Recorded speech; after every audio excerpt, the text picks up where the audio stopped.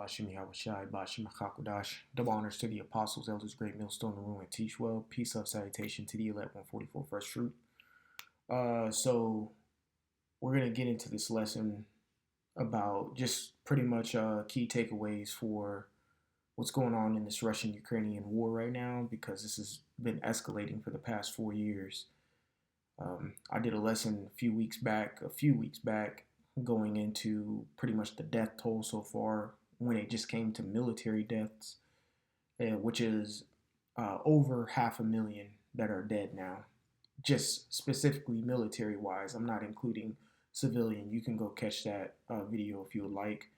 I'm going to read this real quick in Matthew 24, and then we're going to get into the key takeaways and how the war is swaying at this particular moment, because we're not going to get a lot of play, I guess, by the media about this specific war, but this war does matter, especially because it's been slowly but surely dragging the United States into it.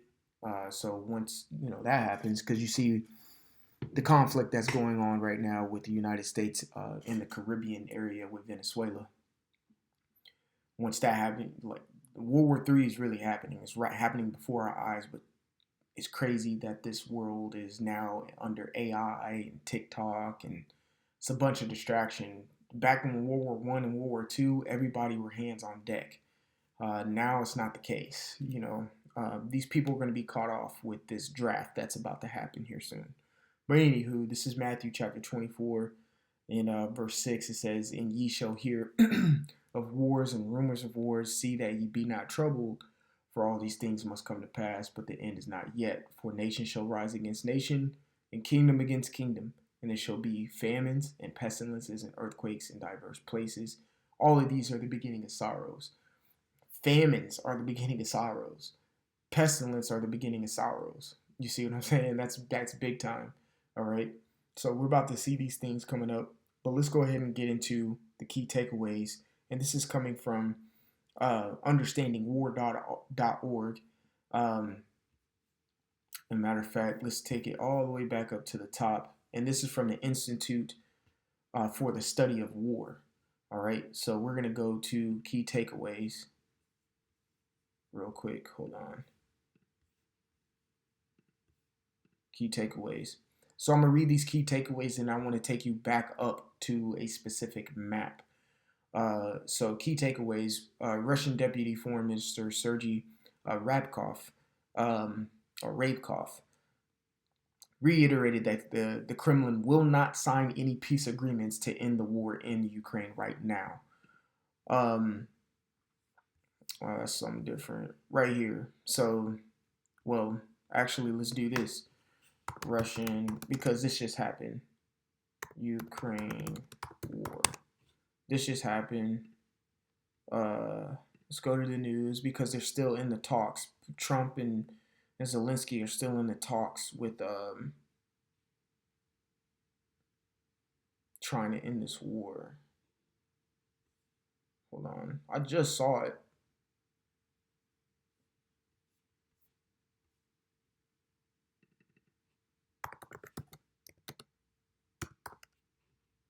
Because they just had a meeting. Trump and Zelensky just had a meeting. They're still...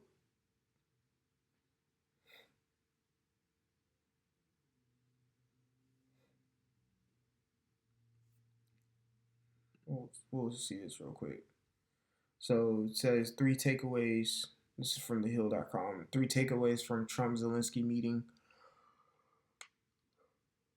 at Mar-a-Lago. So pretty much it's negotiation to end the war. Okay? That's pretty much all it is. I don't really have to go into reading this. They've been having these negotiations for a while now. And of course, as you see here, the foreign minister, Ryabkov, he's not with it.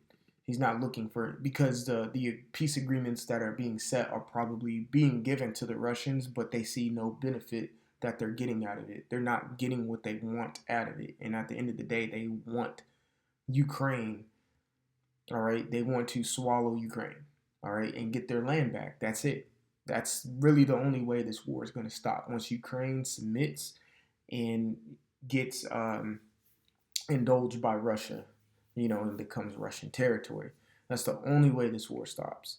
So Rabkov and other Kremlin officials are trying to exploit the lack of clarity about the outcome of the Russian Alaska summit in 2025, August 2025. Now, I did a lesson back in August 2025 on that specific, not really a lesson, I did like a clip, because in that clip it showed like two F-35s and a B-2 bomber flying over Trump and Putin during that time as like a show of force, and Putin was like looked up in the air like, man, what the fuck, bro? And what he's trying to do is exploit the lack of, like it says, the clarity, because what's coming out is, oh, we had a good conversation. It wasn't a good conversation. The conversation was at a standstill, dead, because there's no agreement. So Rabkov and other Kremlin officials are trying to exploit the lack of, so what's that word, exploit? Exploit means to make full sense of and derive benefit from, okay? It says lack of clarity about the outcome of the U.S.-Russian Alaska summit in August 2025 to claim that the summit achieved a joint U.S.-Russian understanding and agreement to end the war in Ukraine, contrary to U.S. accounts of the summit. It says Rabkov demanded that any peace agreement must be completely addressed in ultimatums that Russia issued to the West in late 2021 when the shit started. It says demonstrating how Russia is demanding a radical reconstruction, restructuring of the security architecture in all of Europe. So that's big words right there. But let's keep going. It says Ukraine President Zelensky will meet with President Donald Trump on December 28th, which just happened yesterday, which I just showed you a pretty much a article on. To continue talks of finalizing the U.S.-Ukraine European 20-point peace plan. Now, here's the point. Ukraine-Russian war latest, not that one, this one. Ukraine war briefing. So this is from TheGuardian.com. Says Zelensky says Kiev cannot win without U.S. support as Putin orders advance in Zaporizhia, if I'm saying that correctly. Matter of fact, let's get the pronunciation of that word really quick.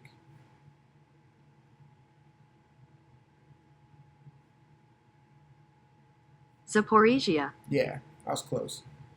Zaporizhia. Okay, so Putin is advancing. All right, so Putin is advancing. So this is where I want to get to. Let's go to the top lines real quick, because I want to get this map of the advancements. So you see all of this in red is Russia's. Okay, all of this in blue is Ukraine. Russia is advancing in key spots of Ukraine at the moment. All right, so the yellow spots are claimed Russian control over Ukrainian territory. So they're claiming territory in Ukraine right now. How it's presented in the media is that Russia is not winning, but really when you look and study the war going on, Russia is making way more advances than Ukraine. Putin is systematically doing this. This is why it's taking some years and some manpower to get this done, because he doesn't want to destroy that land, because it's Russian land. It's Russian territory that he's just trying to reclaim, that was taken away from Russia during the Soviet time, when Ukraine became a country in 1991. All right, so it says the little strike, assess Russian infiltration areas in Ukraine. So they're infiltrating right here. All right, it says Russian-controlled Ukrainian territory, assessed Russian control. So all that red is what Russia has taken over. Okay, and the blue is just Ukraine. So if you look at this right here, we're just looking at this small part. As you see, I'm going to zoom in. You see that little square right there? We're just looking at this small part because right now that's what's pivotal. But all of this in the red has been acquired and obtained by the Russians. It goes to show you that they're dominating this war right now. And this is why Zelensky says we can't do anything without U.S. support. Now he's trying to drag the United States into this, and when the United States directly fights the Russians, we're in a whole different ball game. Okay, we're in a totally different ball game. This whole time, and the reason why it's been taking 4 years is because U.S. has been fighting an indirect war with supporting. You got mercenaries that are United States citizens going in to help the Ukrainians fight. There's documentaries about it. You should go watch them on YouTube. All right, this is what's happening. Okay, so you're talking peace plans, but Zelensky is saying we need U.S. to win it. We want to win the war. Zelensky wants to win the war just as much as Putin does. So what peace plan, what 20-point peace plan is really, about to happen? It's not. It's all shit talking. All right. Going back to the key takeaways, it says number 5. It says Ukraine forces continue to make tactical gains, and I can't really pronounce that. And Russian mill bloggers are increasingly acknowledging Ukrainian successes. Russian mill bloggers continue to blame Russia's deteriorating situation and whatever on the why. Let's get the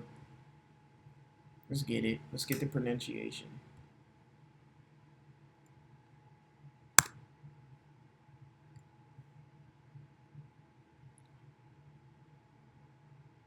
Kupiansk, if I'm saying that right, on the widespread Russian practice of sending false reports up to the chain of command. It says the scale of Russian mill bloggers complaints about Kupiansk, including from mill bloggers from the Kremlin, has largely co-opted in recent years, demonstrates the scale in what does that mean? Oh, outstandingly bad of the Russian military command's lies in Kupiansk. All right. Still, as we saw on the map, the territory that has been gained over the 4 years has been extremely lopsided, but yet still, there are going to be points and times, because I know I said earlier that it is a lopsided affair, but there's going to be points and times where one side is going to be winning it for, amount of time. And right now, it's looking like Ukraine is having some good, defense in Kupiansk. All right. I really don't need to read any of that. Now we come to this. It says Ukraine-Russian war latest. Zelensky denies drone attack on Putin residence after Trump says it angered him. Right. So he denies the drone. Like, bro, there was drone attacks. You know what I'm saying? There's definitely. Zelensky is getting desperate. He's trying to take out the leader of the Russian forces so he can win this war. He's trying to end the war. All right. So an assassination or attempt or something like that on Putin would be something that would end the war. Any if you go and look at any war or studying, like we're on the study of war website right now, any war, if you kill the king, it's a big chess move. It's checkmate, checkmate. All right, and therefore the war ends. So I'm gonna leave it at that, and we're just gonna keep watching this Ukrainian-Russian war. I might do some more lessons for updates for the Venezuelan war that's going on, because that's war, and I might do another one because I think Iran just declared like total war on the United States, if I'm not mistaken. So I'll do another lesson on that just to get updates. So Lord willing, this is edifying, give you more of an understanding of what's really going on over there in Russia. And until next time, I say shalom, and like always, repent. Oh, Salakia. Giving all glory, honor, and praises to Yahweh Bashem Yahweh Shai, Bashem Rakakwadash, double honors to the apostles and elders, and shalom. Repent, for Yahweh Shai is coming back sooner than what me and you believe. All right, shalom.